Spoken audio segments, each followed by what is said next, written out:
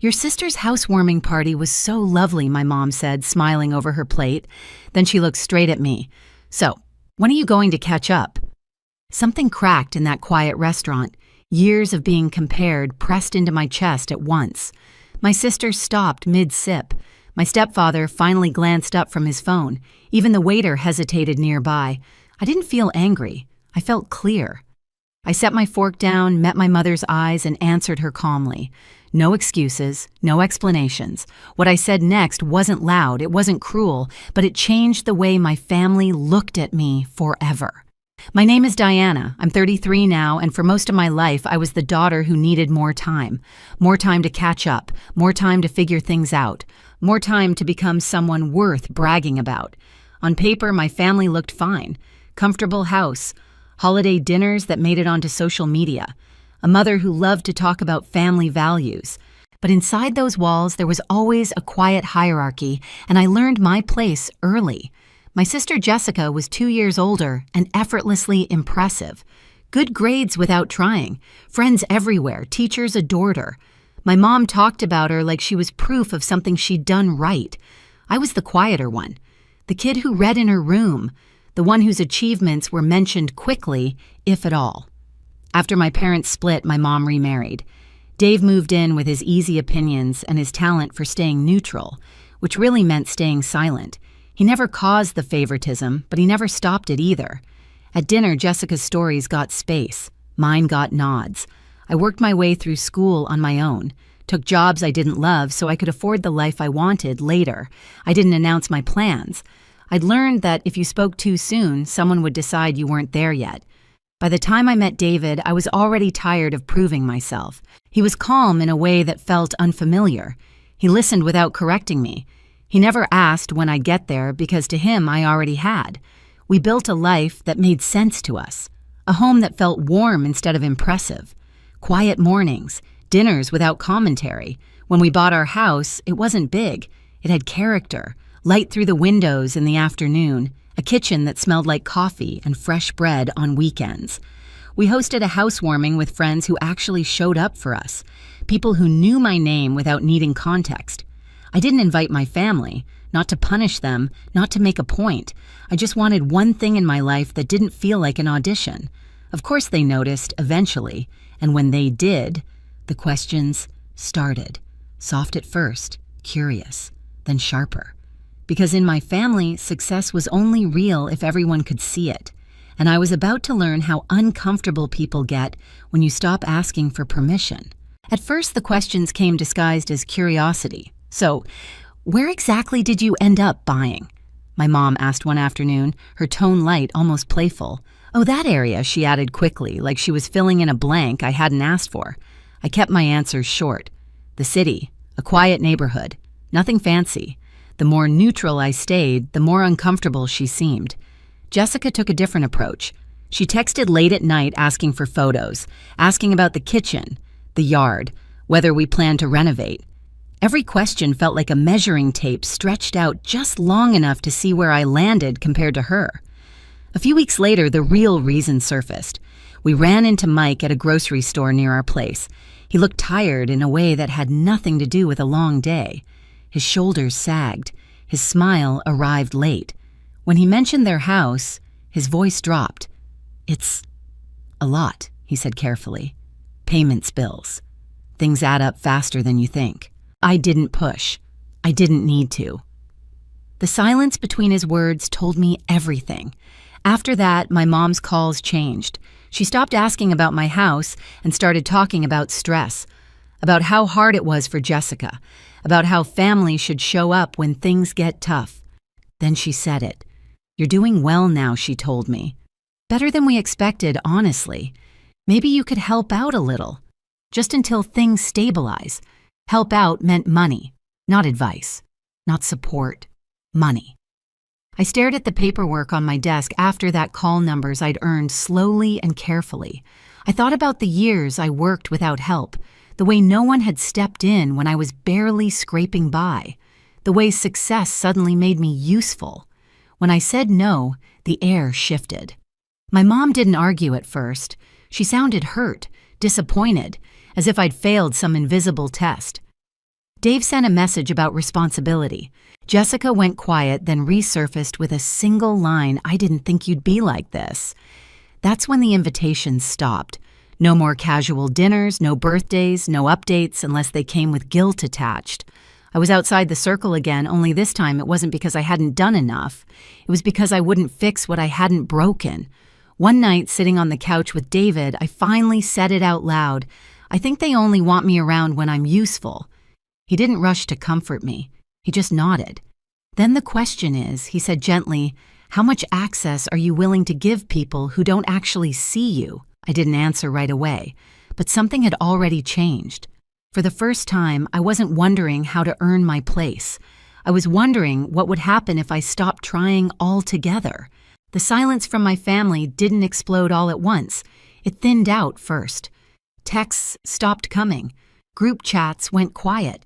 I'd see photos later posted by someone else, proof that dinners and birthdays were still happening. Just not with me. When my mom finally called, it wasn't to apologize. It was to explain. "You took things too personally," she said, like she was talking about a misunderstanding over dessert. "Jessica is under a lot of pressure. You could have been more supportive." Supportive. The word sat between us like a trap. I asked her what support had looked like when I was working 2 jobs and studying late into the night, when I bought my first car on my own, when I built my career quietly without help. She changed the subject. Dave texted next. A long message about family sticking together, about how money comes and goes, but relationships last. He didn't mention how quickly relationships seemed to disappear when money was off the table. Jessica called a few days later.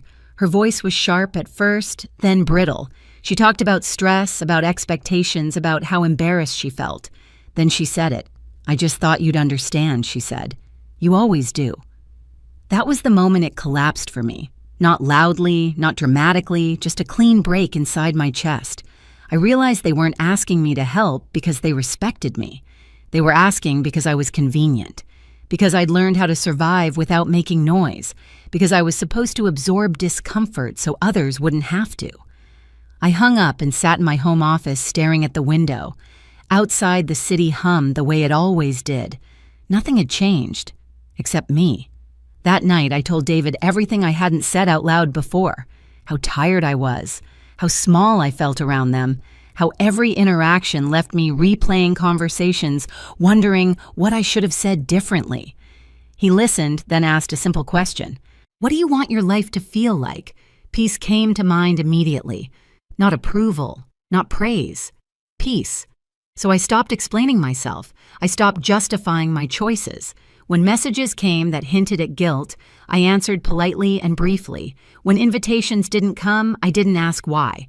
I filled my calendar with people who showed up without conditions. It wasn't revenge. It wasn't a plan. It was a boundary. And boundaries, I learned, don't announce themselves. They just change what you're willing to tolerate. A few weeks later, my mom called with an invitation. Jessica's birthday dinner. A nice place. Just family. I said yes before I could overthink it. Not because I was ready to be welcomed back, but because I needed to see what would happen when I no longer played my old role. The restaurant was exactly the kind of place my mom liked to choose when she wanted something to feel important.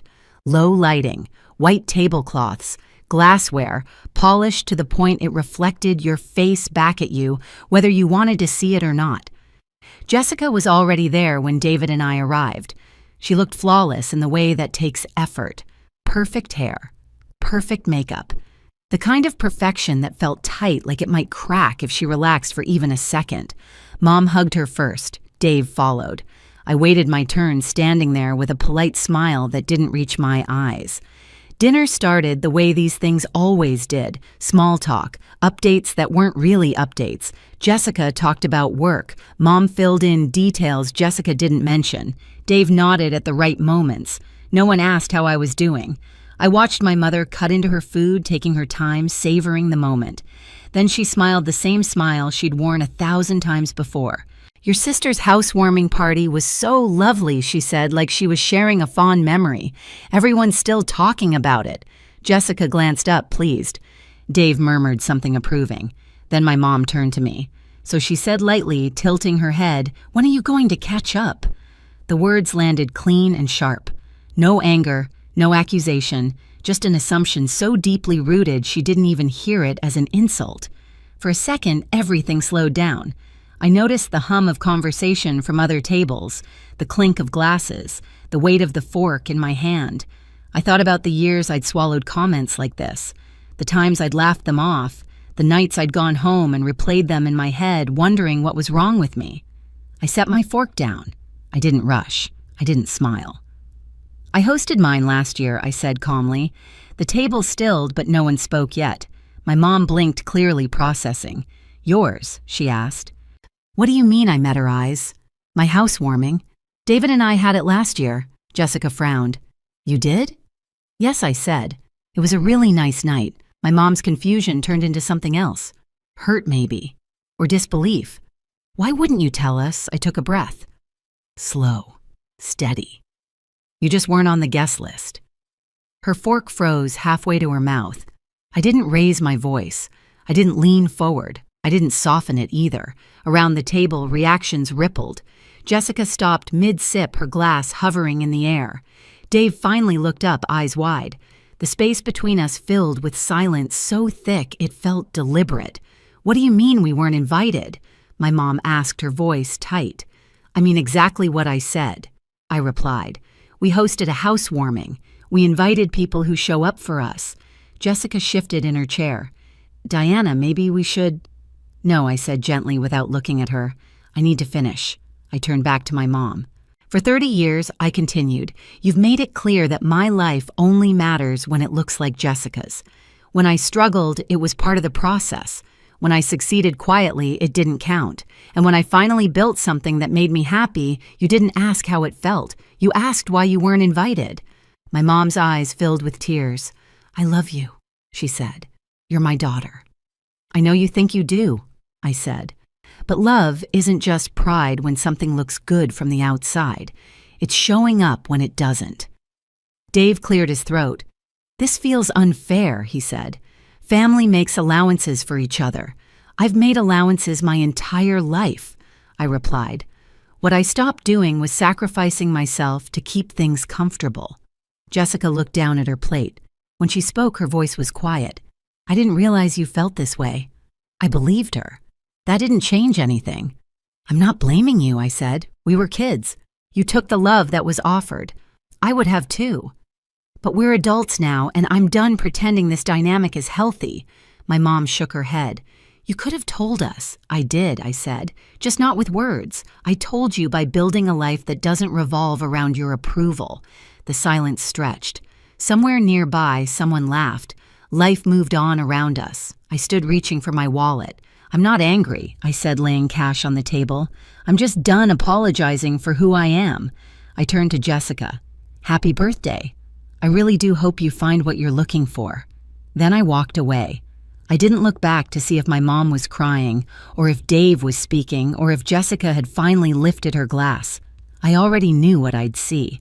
A family shocked not by my words, but by the fact that I finally meant them. The fallout didn't come all at once. It arrived in pieces. A few days passed with no calls, no messages. The silence felt different this time. Not sharp, not punishing, just empty. And for the first time, that emptiness didn't scare me. Jessica was the first to surface, not to argue, not to accuse, just a short message saying she needed space. I gave it to her. I'd learned that distance can be a kind of mercy. Over the next few months, things shifted in quiet ways. Jessica downsized. The big house disappeared from her life, replaced by something smaller and more manageable. Her social posts changed too. Fewer polished moments, more ordinary ones. Books, walks, a dog she adopted that seemed endlessly grateful just to be there. My mom tried to reach out once. A careful message. No apology, just an opening. I didn't rush to fill it. David and I went back to our routines. Morning coffee in the kitchen, evenings that ended without tension. Friends who laughed easily and stayed too long.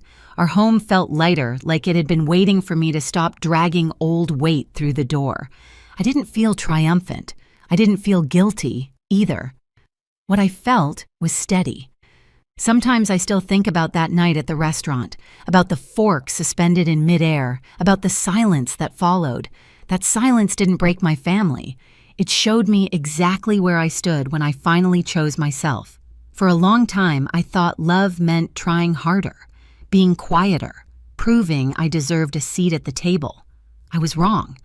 Love doesn't ask you to disappear so others can feel comfortable, and success doesn't need an audience to be real.